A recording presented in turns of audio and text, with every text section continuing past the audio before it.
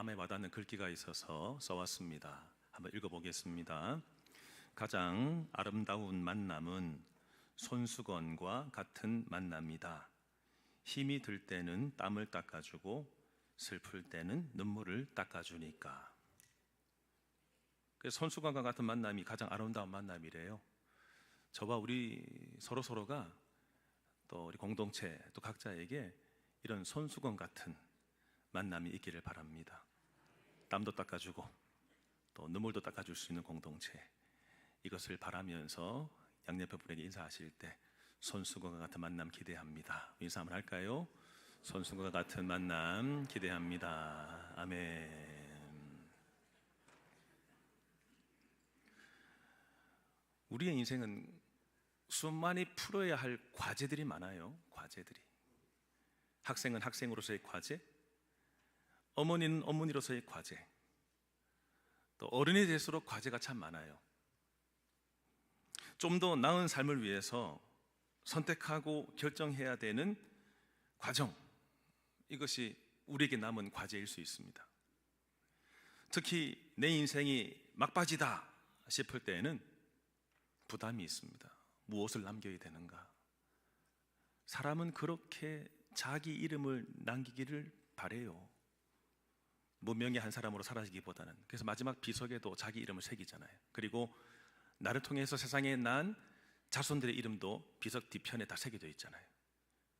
사람은 뭔가 남기기를 바래요. 오늘 본문의 아브라함도 인생의 황혼기에 맞았습니다. 사랑했던 아내를 떠나보내고 자신의 죽음까지 예감하는 시점에 마지막 중대한 결정이 남았습니다. 이것을 이행하고 가야 되는 거죠. 뭐냐면 이삭 결혼 프로젝트.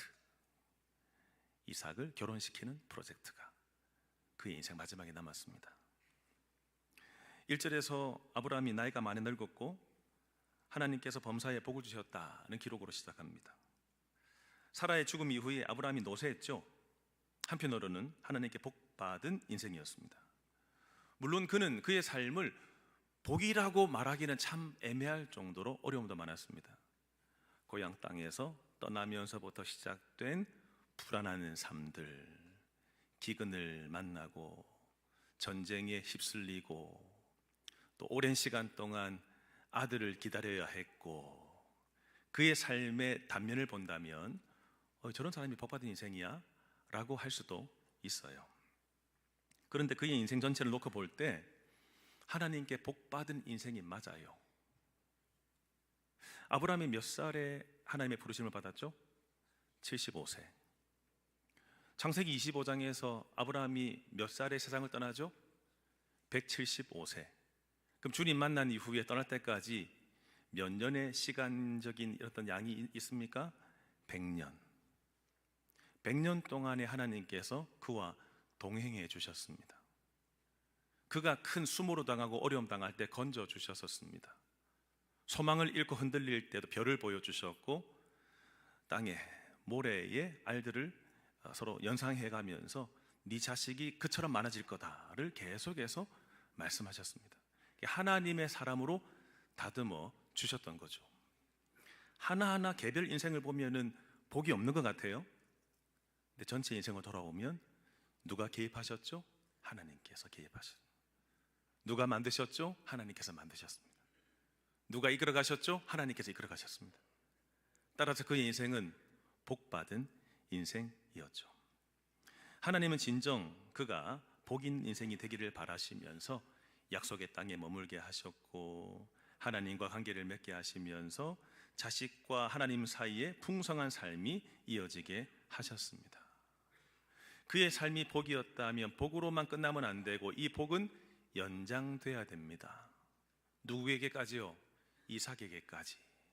이삭에게도 이 복이 이어지기 위해서는 복받을 그릇으로 준비돼야 되는데, 그러기 위해서 이삭이 믿음의 사람, 그와 결혼할 사람도 믿음의 사람, 이 부부가 믿음으로 세워져 있어야지만이 뭘 받을 수 있다고요? 하나님께 복을 받을 수 있기 때문에. 아브라함의 입장에서는 내 아들이 신앙의 여인 만나는 것이 너무나 중요했습니다. 그래서 오늘 이 본문 이야기가 마지막 아브라함의 중대한 어떤 미션으로서 이어지게 되는 겁니다.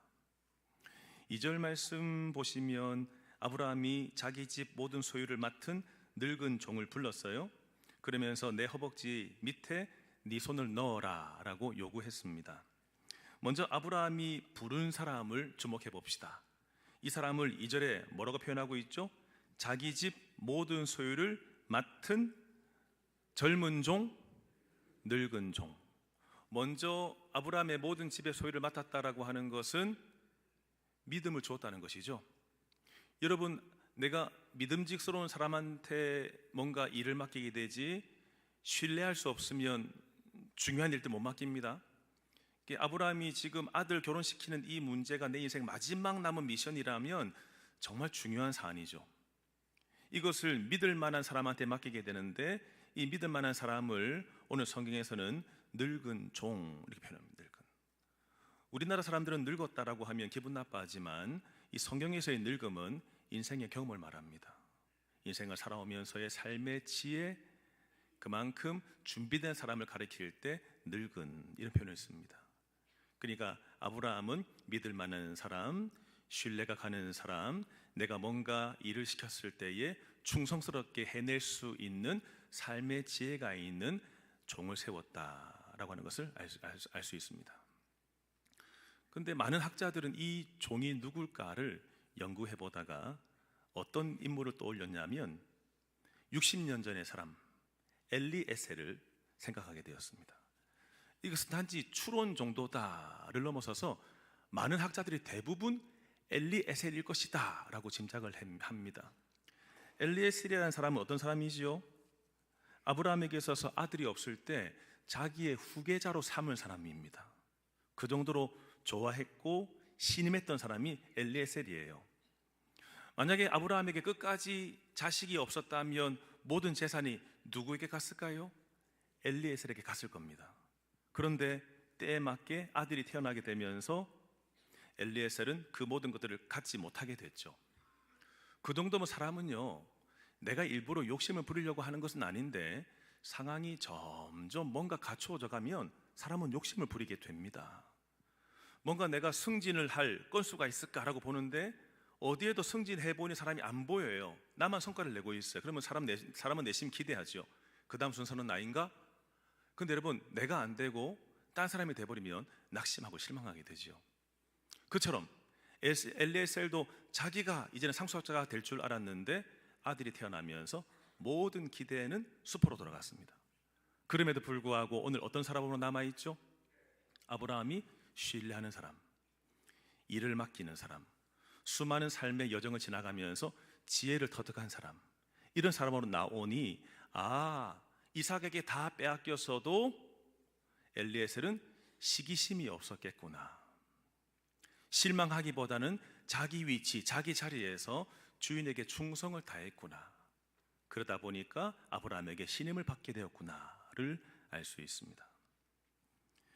아브라함이 엘리에셀에게 내 허벅지 밑에 네 손을 넣어라 라고 요구했습니다. 여러분, 이것은 도대체 뭘 꾀하는 것일까요? 여러분들도 뭔가 맹세할 때 허벅지 밑에 손을 넣고 맹세를 하십니까? 우리나라 사람들 이 문화권에서는 이해가 안 되는 대목입니다. 제가 예전에 교구 목사를 쭉 할 때 교구 목사가 교구의 요람에서 무덤까지 담당합니다. 이 말은 무슨 말이냐면 아이가 태어나기 직전에 산모에게 축복 기도를 하고 아이가 태어나고 나면은 또 기도해주고 또 1년이 지나면 돌예배 드릴 때 가서 예배 드리고 그리고 쭉 모든 과정들 돌아가실 때까지 다 감당하는 게 교구 목사였어요. 장례가 딱 한 번 터지면 많게는 8번 예배, 한 가정에 집례했을 때 8번 예배, 적게 6번 예배까지 갔습니다. 아침 저녁 계속 가야 되니까 그렇게 갔었습니다. 근데 도와주셨던 그때 장례 담당하시는 장로님이 계셨는데 저한테 팁 하나를 알려줘요. 목사님, 어르신이 돌아가실 때 어떤 현상이 나오는 줄 아십니까? 뭘 보면 이 사람 돌아가시겠구나를 짐작할 수 있는지 아십니까? 라고 묻길래 글쎄요, 눈빛이 달라질까요? 아니면 눈을 못 뜨실까요? 이런저런 제가 좀 답을 했는데 이분이 하신 말씀이 돌아가실 쯤 되면요 허리 밑에 손을 넣어 본답니다. 허리 밑에 손을 쫙 넣어 보면 이분이 누워 계시지만 허리가 아직도 이렇게 들려 있다면 아직 더 버티실 수 있는 분이에요. 근데 완전히 돌아가실 분들은 허리가 푹 꺼진대요. 땅에 손이 안 들어갈 정도로 푹 꺼진대.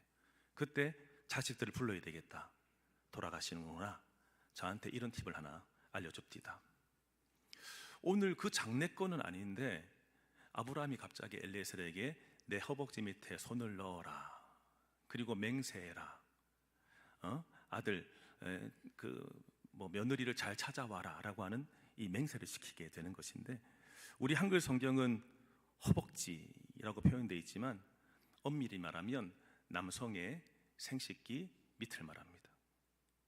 남성의 생식기 그 주변부를 말하기 때문에 성경이 이렇게 기록 못하고 허벅지 밑이라고 했지만 그 남성의 생식기 밑에 손을 이렇게 집어넣고 맹세를 하게 되는 것입니다. 하나님께서 약속의 계획을 이으실 때 후손을 이어나갈 때는 남성에게서 시작되죠. 그 씨가 시작되는 것을 상징하기도 하고 더불어서 이 맹세를 지키지 못하면 앞으로 나를 통해서 세상에 나오게 될 후손들이 너에 대해서 너의 불성실함에 대해서 보복할 것이다 라고 하는 의미를 가지고 그 밑에 손을 넣어서 맹세하게 하는 것입니다. 3절과 4절 말씀 같이 읽어보겠습니다. 내가 너에게 하늘의 하나님 땅의 하나님이신 여호와를 가리켜 맹세하게 하노니 너는 내가 거주하는 이 지방 가나안 족속의 딸 중에서 내 아들을 위하여 아내를 택하지 말고 내 고향 내 족속에게로 가서 내 아들 이삭을 위하여 아내를 택하라. 아멘. 하나님 앞에서 맹세하게 할 정도로 결혼 준비가 너무나 중요하다는 것이에요. 우리 젊은 우리 청년 또 우리 형제 자매님들 결혼은 쉬운 게 아니죠. 결혼 오늘 성경에서도 얼마나 중체대한 일이면 철저하게 준비하고 맹세까지 하면서 결혼 준비를 하려고 하고 있어요. 근데 여러분 어디서 구하지 말고 어디에서 구하라 라고 말씀하고 있죠. 내가 거주하는 이 지방 내가 지금 살고 있는 이 가나안 땅 족속 중에서 딸을 택하지 말고 어디서 택하라고요? 내가 왔던 하란 지역에까지 가서 거기에서 우리 이삭의 처가 될 만한 사람을 데리고 와라. 그렇게 하도록 맹세를 시키고 있는 것입니다. 그럼 질문해 볼게요. 그럼 굳이 왜 결혼을 하려는 처자를 구할 때는 여러분 멀리 있는 사람보다는 가까이 있는 사람을 구해서 결혼하는 게 수월합니다. 쉽습니다. 근데 왜 멀리까지 가서 데리고 오라고 말할까요? 아브라함이 여기서 살면서요 지켜보았습니다. 가나안 땅이 어떤 곳인지, 그들의 부모 세대와 자식들 세대가 어떻게 살아가는지, 우상을 숭배하고 도덕 윤리적으로 망가져 있고 음란하고 이런 모습들을 쭉 봐왔기 때문에 아이고 여기 있는 사람을 내 아들의 처로 삼으면 안 되겠다 봤겠죠. 자매들을 보면서 아유 아니야 우리 자부감이 아니야 그런 식으로 쭉 생각해 왔겠죠. 그렇기 때문에 우리 아들의 처를 여기 찾을 수 없고 어디서 찾아오라고요? 내가 떠나왔던 그 고향 땅 본토에서 거기까지 가서 자매를 찾아서 데리고 와라 라고 말할 정도로 하나님을 아는 사람 중에서, 하나님을 모르는 이 도시 문화 속에서 물들어 있으면서 쾌락주의적으로 내 마음대로 살아가는, 우상 섬기고 살아가는 이 풍토 속에서 자매를 찾지 말고 하나님을 아는 자매를 만나서 데리고 와라 라고 하는 요구를 하고 있습니다. 이 결혼이 얼마나 중요한지, 후대까지 복을 이어지게, 하나님의 복이 이어지게 하는 데 있어서 얼마나 많은 어른으로서의 준비가 필요한지를 우리에게 보여주는 거죠. 우리가 믿는 사위를 구하고 또 믿는 며느리를 구하는 것은 정말 중요한 문제입니다. 그래서 이것을 위해서 여러분들이 기도해 오셨었죠. 저희 부부 같은 경우에도 믿는 나이 40 넘어서 개척하셨던 아버지의 둘째 아들 저잖아요. 목사의 아들로 어쨌든 늦게 신학하셨지만 그렇게 자라다가 그 다음에 신앙에 있는 아내를 만나서 저희는 결혼한 케이스예요. 근데 저희 형님은 달라요. 저희 형님은 부산의 그 교대를 쭉 다니면서 부산교육대학교 다니다가 자매를 만났어요. 우리 형수님을 만났는데 형수님이 신앙이 없었어요. 근데 이 교제를 시작하게 되면서 문제가 생긴 거죠. 우리는 기독교 신앙, 형수님 쪽은 신앙이 없는. 근데 우리 형수님이 너무나 착했던지 알아서, 시아버지가 누구라고요? 목사님이기 때문에 알아서 그 교회에 출석하기 시작했습니다. 출석을 하면서 결혼하게 되면서 잘 섬기고 신앙이 자랐던 케이스, 참 어찌 보면은 복된 케이스죠. 근데 저희 아내의 언니도 신랑 될 남편을 데리고 왔는데 신앙이 없었대, 신앙이. 그래서 우리 장모님이 아주 스마트한 사람입니다. 아주 좋은 사람이에요. 그래서 쭉 다 받아주고 대화하고 함께 차도 마시고 하다가 결혼 얘기가 딱 나오자 우리 처형에 결혼할 그 남자가 신앙이 있었다 없었다요? 없었어요. 근데 이 어른이, 우리 장모님이 아주 지혜롭게 대답을 잘했어요. 우리 장모님 되실 분들 잘 기억하세요. 뭐라고 말했냐면, 아이고 그래 우리 세례 받고 나서 우리 또 두고 보세, 이렇게 말했어요. 뭐 받고 나서? 세례 받고 나서. 우리 예비 장모님 저희가 이렇게 날짜를 잡으려고 하고, 그래 뭐 하고 나서 보자고요? 세례 받고 나서 보세. 여러분, 세례 교회가만 그냥 줍니까? 등록하고 신앙생활 주일 출석해야 돼요. 그리고 교육받아야 됩니다. 6개월 지나면 뭐 주죠? 학습 받고 나서 또 얼마 기다려야 돼요? 6개월 기다리면서 또 교회 출석하고 또 계속 교육, 우리 신앙교육 받으면은 그때 뭘 받아요? 세례. 그럼 결혼까지 최소 몇 년요? 1년. 이분이 마음이 급해졌습니다. 빨리 그 부산 영락교회 등록해가지고 신앙생활하고 1년 기다린 이후에 결혼식을 했었어요. 그런 케이스에 있습니다. 아브라함이 지금 믿는 처자를 만나서 꾸려주고 하고는, 이런 본문 어쨌든 우리가 이렇게 살게 예서야 되겠죠. 그렇지만 한편에서는 참 어려워요, 그 부분들이. 그랬을 때에 우리 믿음의 부모님들이 지혜롭게, 그래 자네 아유 참 좋네, 그러나 세례 받고 나서 보세, 이렇게 하면서 신앙을 키워줄 필요가 있는 거죠. 아브라함의 명령에 대해서 종은 아주 중요하고도 현실적인 질문을 합니다. 뭐라고 질문하냐면 5절인데요. 여자가 만약에 오려고 하지 않으면 어떡할까요? 이삭을, 우리 주인님의 아들이신 이삭을 그리로 데리고 가서 자매를 만나게 해야 될까요? 라고 물었습니다. 여러분, 이것은 꼭 필요한 질문이었습니다. 어쨌든 맹세까지 할 정도로 처자를 찾아와야 되니까 이 종은 얼마나 부담스러웠을까요? 지금까지 주인이 명령할 때마다 그 미션을 다 수행해 왔기 때문에 인정을 받게 됐겠죠. 근데 이번 사안은 어려워요. 어쩌면은 지금 아브라함이 있는 곳에서 지금 그 본토까지 찾아가는 그 길은요, 거리가 약 800km입니다. 그 먼 거리를 이동해서 처자를 찾아서 데리고 와야 되는데, 현실적인 문제가 뭐냐면 이 처자가 이삭의 얼굴을 봤습니까? 안 봤습니까? 본 적이 없어요. 이 사람이 다혈질일지 아니면 뭐 주사가 능한 사람인지, 어떤 사람인지 성품이 어떤지, 뭐가 단점인지 모르잖아요. 내가 모르는 상태에서 먼 지역에 얼굴도 못 본 이 신랑 만나러 결혼하는데 가겠다는 사람이 누가 있겠습니까? 그리고 하란 지역은 도시 문명이 있었던 지역이었고 가나안은 깡촌 시골이었기 때문에 수도권과 도시 속에 살고 있는 이 여성이 과연 시골까지 오겠습니까? 800km까지 이동하면서. 이런 현실적인 문제 때문에 질문을 하는 거죠.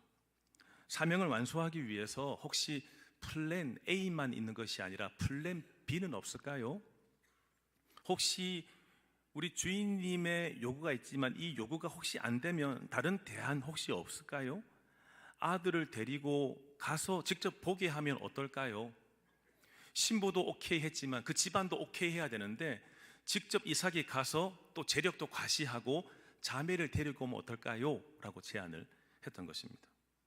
그런데 여러분, 그 아브라함이 어떻게 합니까? 6절에 보시면 단칼에 이 제안을 끊습니다.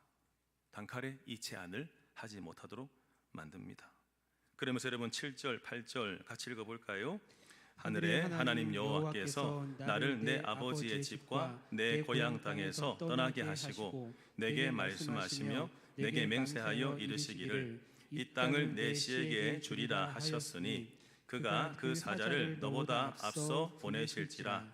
내가 거기서 내 아들을 위하여 아내를 택할지니라. 만일 여자가 너를 따라 오려고 하지 아니하면 나의 이 맹세가 너와 상관이 없나니 오직 내 아들을 데리고 그리로 가지 말지니라. 아멘. 여러분 7절과 8절 읽으시면서 아브라함의 신앙이 엿보이세요? 하나님을 굉장히 의지하고 있습니다. 종은 현실적인 질문 던졌죠. 정작 미션을 수행하려고 하면 이런 문제가 있습니다. 주인이시여, 이건 어렵잖아요. 다른 대안까지 얘기하셔야지 라고 하는데 아브라함은 단호합니다. 아니라는 것입니다. 다시 보시면 7절에 하늘의 하나님 여호와께서 나를 내 아버지의 집과 내 고향 땅에서 떠나게 하셨다. 여기 가서 좀 찾아 구해오라는 것이잖아요. 나는 거기서 떠났다는 것입니다. 나는 떠나서 이제 신앙을 지키는 자리, 하나님이 있으라고 하는 그 자리에 내가 있는 것이고, 여기에 머물러 있으면서 주님이 이 약속을 이루시기 위해서 그 보증으로 이삭을 주셨는데, 나와 함께 약속의 땅에 있을 이 이삭을 다시금 영적으로 신앙이 후퇴해 가면서까지 다시 그리로 보낼 수는 없다는 것입니다. 불확실함 때문에 내 아들을 신앙의 자리에서 과거의 자리로 되돌릴 수 없다는 것입니다. 약속의 땅에 있으면서 여기에서 순종하고 믿고 살아가야지 어떻게 돌아가겠어 라고 하는 것입니다. 아브라함은 하나님을 굳게 신뢰하고 있습니다. 나를 거기에서 떠나게 하신 하나님께서 이제 뭐 하신다고요? 그 씨를 너에게 주겠다고 약속하셨기 때문에 나는 믿어. 그러면서 여러분 7절 끝에 하나님께서 그 사자를 너보다 앞서 보내실지라. 이제 오케이 9절 맹세하고 떠나게 되는데 얼마의 거리를 가야 된다고요? 800km를 가야 되는데 하나님은 지금 이 엘리에셀보다 먼저 사자를 보내시겠답니다. 먼저 보내서 다 준비하게 되는데 다음 주 말씀과 그 다음 주 말씀 보시면 지금 이제 리브가와 그 가정을 만나는 이야기가 나와요. 그런데 사자는 안 보여요. 그렇게 보건대 사자는 어떤 인물이 아니라 하나님이 일하실 섭리를 상징적으로 가리키는 표현입니다. 네가 떠나기 직전에 내가 이미 다 세팅해 둘 거야. 자매의 마음을 만들어 둘 거고, 자매의 오빠와 부모님 마음을 만들어 둘 거고, 너를 따라서 함께 오게 한다라고 하는 이 약속의 말씀을 꽉 믿으면서 우리 하나님은 이런 분이야. 사자를 보내시면서 다 주관하시는 분이야 라고 믿음을 가지고 있었다는 것입니다. 어쩌면 좀 아브라함이 답답할 수도 있어요. 종의 입장에서는 아니 주인이시여, 가나안 땅에도 자매가 많지 않습니까? 가나안 땅에서 자매를 찾아서 결혼하면 수월하지요. 그렇게 멀리까지 가야 됩니까? 불확실성을 안고 거기까지 가야 됩니까? 안 따라올 수도 있는데 그렇게까지 해야 됩니까? 너무 고집 부리시는 건 아닙니까? 라고 할 수 있지만 아브라함의 입장에서는요, 자기의 신앙의 마지노선이었습니다. 절대 여기서는 안 된다. 다른 건 다 양보하고 품고 이해하고 세워주고 다 하지만 여기까지는 안 된다. 자식들이 부모님의 그걸 보셔야 됩니다. 자식들, 우리 아버지 어머니 참 좋으신 분이지만 신앙에 있어서는 철두철미하시단다. 주일 성수하는 문제, 하나님께 헌금 생활하는 문제, 헌신하고 봉사하는 문제, 공동체 가운데 함께 자라는 이 문제. 우리 부모님들은 다른 것들은 다 용인하시는데 신앙의 마지노선만은 확실하죠. 이건 안 되는 거야. 자식이 알 수 있도록 오늘 아브라함이 그 신앙의 딱 경계선을 정해두는 거예요. 더 이상 이건 양보 못해. 이삭은 여기 있어야 돼. 네가 나한테 맹세했지만 혹시 자매가 안 따라오면 내버려둬. 그 일이 진행 안 돼도 내버려둬. 왜냐하면 잠언 16장 1절 마음으로 경영하는 바가 있어도 계획하는 바가 있어도 그 일을 이루시는 분은 누구라고요? 하나님. 사람의 입장에서는 자매 못 만나는 것처럼 보여도, 사람의 계획으로는 모든 일이 틀어지는 것처럼 보여도 누가 하신다고요? 하나님. 하나님이 하시는 것이기 때문에 너는 플랜 두 번째 하지 마. 그냥 가서 찾아보다가 안 되면 내버려둬. 하나님이 하셔 라고 하며 그분께 맡길 때 9절 말씀 보시면 종이 허벅지 밑에 손을 놓고 맹세하고 떠나게 됩니다. 이게 오늘 본문 말씀이에요. 성도 여러분, 사람은 살아오는 과정 속에서도요, 취사 선택을 해요. 나한테 뭐가 유리할지, 뭐가 도움이 될지 잘 판단해서 이 학교를 가려고 하고, 이 직장에 가려고 하고, 모든 계약을 맺고 관계를 맺어 나갑니다. 현재의 상태에서 자꾸만 도약하고 나아지는 방향으로 가기 위해서. 근데 그렇게 살아가다가, 바쁘게 살아가다가 불현듯 죽음이 찾아오게 되면 정말 내 인생에서 뭐가 중요한지를 생각해 보게 돼요. 뭐가 중요한지. 지금까지 살아올 때는 오로지 성공, 부요, 명성, 이것만 위해서 늘 달려왔었는데, 아주 그 뿌연 안개 속에서 근데 그것만 향하여 쭉 달려갔었는데, 갑자기 죽음 되는 순간 뿌연 안개가 다 거쳐요. 그렇게 되면서 뭐가 정말 필요한지, 뭐가 정말 소중한지를 알게 됩니다. 러시아의 대문호였던 톨스토이라는 사람이 소설책을 쓰게 됐는데, 그 제목이 뭐냐면 사람은 무엇으로 사는가예요. 사람은 무엇으로 사는가. 세몬이라는 사람과 미하엘이라고 하는 천사 사이에 이루어진 이 일에 대해서 이 소설이 써나가는데요, 미하일이라고 하는 이 천사가 어쨌든 하나님의 뜻을 거슬러서 세상으로 떨어지게 됐습니다. 근데 여러분, 소설이에요. 성경이 아니에요. 소설로 받아들이세요. 근데 땅으로 떨어졌는데 하나님께서 명령하셨습니다. 네가 세상에 던지는 세 가지 질문이 있는데 이 세 가지 질문에 답을 찾아야지만이 다시 돌아올 수 있다. 첫 번째 질문이 뭐냐면 사람 안에 무엇이 있는가? 이 질문을 네가 세상 떨어졌는데 그 땅을 살면서 찾아야 된다. 답을. 첫 번째 질문 뭐였다고요? 사람 안에 무엇이 있는가? 이 질문을 찾아야 됩니다. 두 번째 질문은 뭐냐면 사람에게 무엇이 주어지지 않았는가? 두 번째 답을 찾아야 됩니다. 세 번째 답은 이 단편 소설의 제목이었던 사람은 무엇으로 사는가? 이 세 가지 질문을 네가 찾으면, 답을 찾으면 다시 복귀할 수 있다. 그래서 열심히 이제 이 답을 찾게 되는 것입니다. 결론적으로 이 세 질문에 대한 답은 이래요. 여러분, 사람 안에 무엇이 있는가? 이 답은 사랑. 사람 안에 있는 것은 사랑. 두 번째 질문, 사람에게 무엇이 주어지지 않았는가? 이것은 자신에게 무엇이 필요한지를 아는 능력, 현재 나에게 뭐가 필요한지를 아는 능력이 주어지지 않았다는 것입니다. 마지막 질문, 사람은 무엇으로 사는가? 사람은 무엇으로 살까요? 경험으로 답해 보세요. 여러분들 경험으로 사람은 무엇으로 살죠? 사람은 사랑으로 삽니다. 사랑으로. 태아가 태어나자마자 어미의 그 사랑으로, 자라나면서 부모님의 그 사랑으로, 학교에 갔을 때 선생님과 친구들의 사랑으로, 결혼하게 되면 배우자의 사랑으로, 마지막에 노년 세상 떠날 때까지 자식의 사랑을 받으면서 마지막 떠나게 되는 것이 바로 우리 인생의 모습이 아니겠는가라는 생각을 해보게 됩니다. 사람은 무엇으로 사는지는요, 마지막에 가봐야 알게 됩니다. 야, 그렇게 넓던 부동산도 다 날아가는구나. 야, 내가 이렇게 유수한 대학, 좋은 대학 나왔는데 나이와 연세가 들어가니까 다 그냥 어린애 다 똑같아지더라.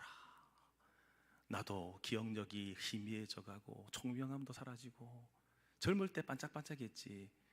다 나이와 연세가 들어가시니까 배웠든 못 배웠든 다 똑같아지는구나. 마지막에 비로소 남게 되는 것은 뭐냐면 사랑이 남게 되는구나를 알게 됩니다. 1985년도에 일본의 한 대형 여객기가 세상에 그 땅에 떨어지게 되면서 많은 사람들이 다 죽었습니다. 그때 520명이나 되는 많은 사람들이 죽었는데요, 유물을 찾던 차에 한 사람이 담뱃갑의 그 종이 있잖아요, 거기에 급하게 메모를 해놓았던 것이 발견됐습니다. 그것이 이제 언론에 대서특필이 됐어요. 그 내용이 뭐냐면 이렇게 적혀 있었어요. 건강하게 자라라. 뜻을 굽히지 말고 목적을 이룰 수 있도록 정진하여라. 곁에서 힘이 되어주지 못하고 일찍 떠나서 미안하구나. 2003년도 기억하시죠? 대구 지하철 참사. 그 참사가 났을 때에도 전화하고 전화 안 받으면 막 문자를 남기고 있었는데 이런 문자가 있었어요. 아버지가 딸한테 보내는 문자였는데, 미안하다. 가방이나 신발 못 전하겠어. 돈가스도 해주려고 했는데 미안. 내 딸아 사랑해. 공부 열심히 하고 착하게 커야 해. 아빠가 미안해. 라고 이 글을 남겼습니다. 2001년도에 9.11 테러가 났을 때에도 한 딸이 엄마한테 이렇게 보냈습니다. 엄마 지금 납치당했어. 저기에 3명이 폭탄을 가지고 있대. 엄마 사랑해. 사랑해. 사랑해. 또 다른 사람은 무너지는 건물 더미에서 아내한테 이렇게 문자 보냈습니다. 사랑해. 이 빌딩이 지금 뭔가에 맞은 것 같아. 내가 여기서 빠져나갈 수 있을지 모르겠어. 여보 당신을 사랑해. 정말 사랑해. 살아서 당신을 다시 봤으면 좋겠어. 끝으로 2014년도에 세월호 참사가 터졌을 때입니다. 제가 교구 목사를 할 때 저 또한 고2 짜리 딸내미 하나 찾아서 저도 장례를 그때 치렀었습니다. 그 배에 타고 있던 아이들의 문자가 이렇습니다. 엄마 내가 말 못할까 봐 보내놓는다. 사랑해. 나중에는 다 답이 없었죠. 또 이런 친구도 있었습니다. 카톡방이 영국부 카톡방에 글을 올렸는데, 영국부 다들 사랑해. 우리 죽을 것 같아. 잘못한 거 있으면 용서해줘.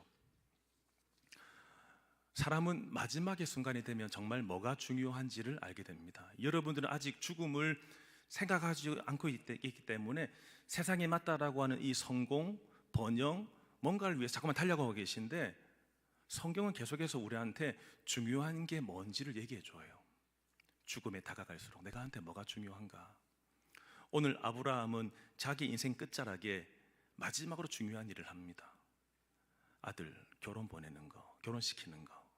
그런데 그만큼 쉽게 결혼시키는 것이 아니에요. 그냥 내가 배우자 정해줄게, 네가 해, 막 밀어붙이는 것도 아니고 하나님께 맡기는 배우자에 대한 부분이죠. 또 우리처럼 아버지 어머니 나 이 형제 좋아요, 이 자매 좋아요, 결혼 허락해 주세요. 자매한테 그냥 다 아이들한테 맡기는 것도 아닙니다. 맡기지 않았습니다. 이 중차대한 문제를 기도하면서 하나님께 맡겼다는 것입니다. 여러분들도 어른들로서 자식들의 결혼을 어떻게 생각하고 계십니까? 알아서 데리고 와, 다 허락해 줄게, 그런 겁니까? 아브라함은 철두철미하게 준비했어요. 왜냐하면 결혼을 통해서 그의 인생이 펼쳐질 것이기 때문에. 하나님의 복이 있는가, 복이 없는가, 복이 이어지게 되는가, 단절되는가, 계속해서 자식의 내가 하나님과 친밀했던 이 관계와 나를 다듬어 주시는 이 관계, 이 은혜와 축복이 자식 세대, 자손 세대에 계속 이어지게 되는가 아닌가는, 우리 자식의 믿음이 있는가, 우리 자식의 배우자가 믿음이 있는 사람인가, 여기에 따라서 달라질 것이기 때문에 마지막까지 정말 중요한 일을 해놓고 간다라고 하는 것입니다. 오늘 아브라함의 이 외침, 이 기도와 외침을 간절하게 여러분들이 듣고 함께 흉내라도 내봤으면 좋겠어요. 아브라함이 뭐라고 기도할까요? 하나님, 내게 복을 주셨듯이 내 아들과 딸에게도 복을 주세요. 하나님과 동행했던 복, 그분의 인생 가운데 그분의 계획 속에 있었던 복, 하나님과 친밀하게 누렸던 이 복들, 우리 자식들도 여전히 이어지기를 바랍니다. 자식이 그 은혜와 축복을 알아야지만이 그 자식에게 또 전수해 주지 않겠습니까? 주님, 그러니 결혼은 참 중요합니다. 만남 참 중요합니다. 이 은혜와 축복이 흘러가게 하여 주시옵시고, 혹시 이미 믿지 않는 사위나 아니 자부를 드린 집안이 있다면 하나님의 주권을 믿읍시다. 하나님께서 사자를 보내셔서 믿을 수 있도록 감동까지 다 시켜주셨다면 이 역사가 우리 가문과 우리 가정에도 있게 하여 주옵시고, 믿지 않는 사위가, 믿지 않는 자부가 예수 믿어 돌아오게 하여 주시옵소서. 이것을 위해서 간절하게 어른으로서 해야 될 것들 하시고 마지막 날 그분 앞에 서는, 나는 갔지만 하나님의 복이 자식들에게 계속 이어지기를 주님의 이름으로 축원합니다. 함께 찬양할까요? 내 마음에 주를 향한 사랑이.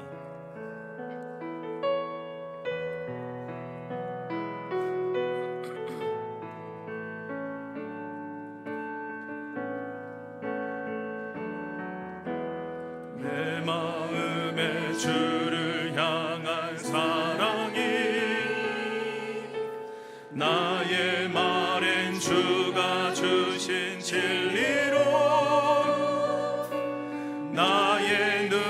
삶에 주의 눈물 채워 주소서.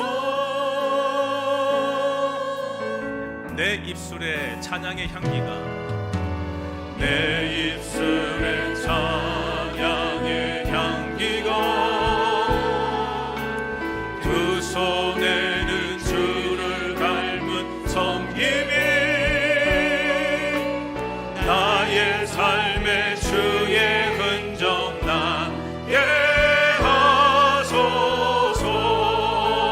하나님의 사랑이 영원히 함께하기를 바랍니다.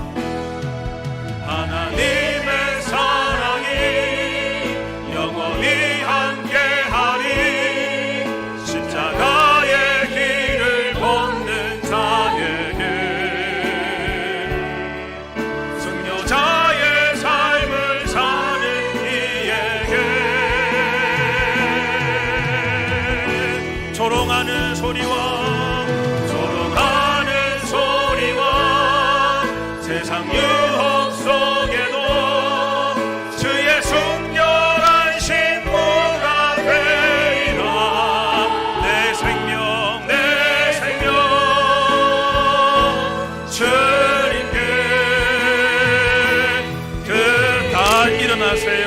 일어나셔서 하나님의 사랑이 영원히 함께하기를 바랍니다. 하나님의 사랑이 영원히 함께하리. 누구에게? 십자가의 길을 걷는 자에게. 누구에게요? 순교자의 삶을 사는 이에게.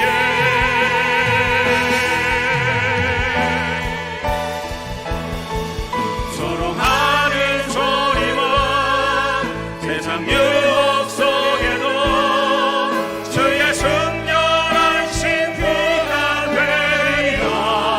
내 생명 주님께 내 생명 내 자녀 주님께 드리리. 주여, 내 눈에 뿌연 안개를 다 걷어 주시옵시고 정말 내 인생에 중요한 것이 무엇인지를 알게 하여 주시옵소서. 내가 중요하게 생각하는 하나님께 복을 받는 인생, 그분과 동행하고 그분께 다듬어지고 주의 나라에 속해 있는 풍성한 이 삶이 자녀손들에게 이어지게 하여 주시옵소서.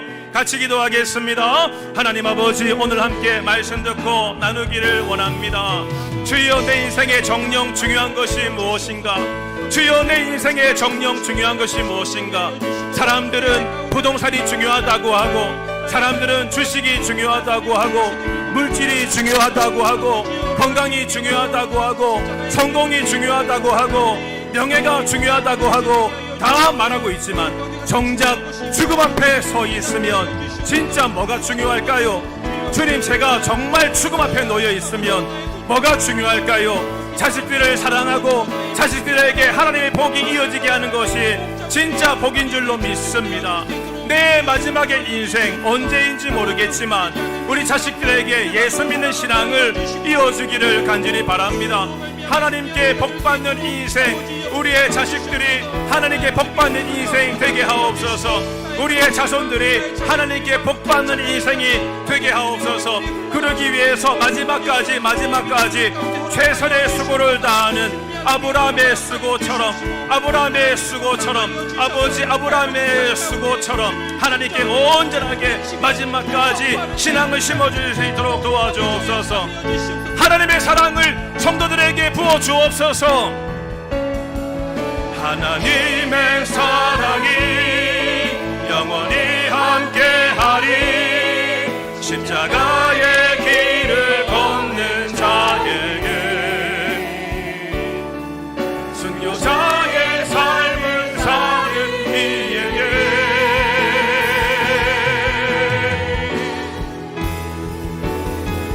조롱하는 소리와 세상 유혹 속에도 주의 순결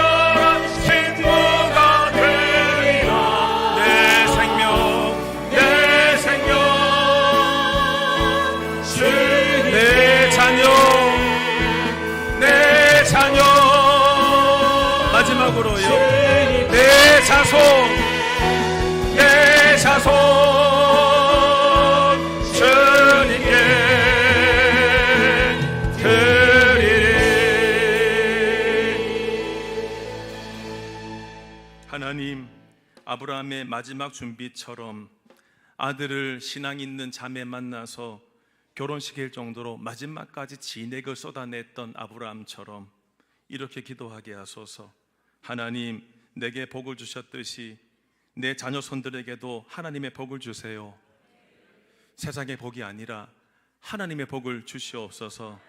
주님의 약속과 관계 안에 머물게 하여 주옵시고, 그러기 위해서 나의 믿음 생활이 말로만 전해지지 말게 하시고, 오늘도 주님 사랑하는 결정들을 하면서 나의 아들 딸아 이렇게 하는 거야, 내 삶으로 하나님 믿는 신앙을 보일 수 있도록 축복하여 주옵소서. 지금은 우리 주 예수 그리스도의 은혜와 하나님 아버지 사랑하심과 성령의 인도 교통 충만하심이 아브라함의 마지막 준비, 진액을 쏟아내면서의 정말 중요하게 생각했던 이 준비, 나 또한 여기에 모든 심혈을 기울이며 다음 세대와 그 다음 세대 계속해서 신앙이 이어지게 하는 데 있어서 말로만이 아니라 나의 행실로, 나의 삶으로 보이며 살아가기로 소원하시는 이부에 나오신 온 성도들 머리 위에와 가정과 삶과 자녀들 위에와 오늘 등록하신 강하나, 곽홍경, 황은춘 성도님의 삶 위에 이제부터 영원토록 함께 있을지어다. 아멘.